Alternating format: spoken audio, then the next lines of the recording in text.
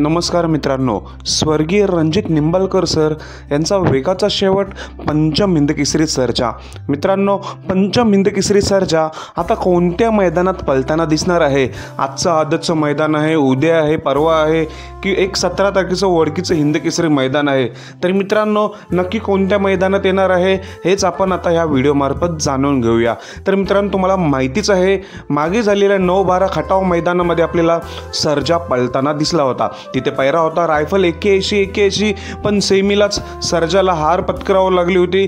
त्यामुळे मित्रांनो, आता किती दिवस आरामावर आहे? आता 13 तारीख।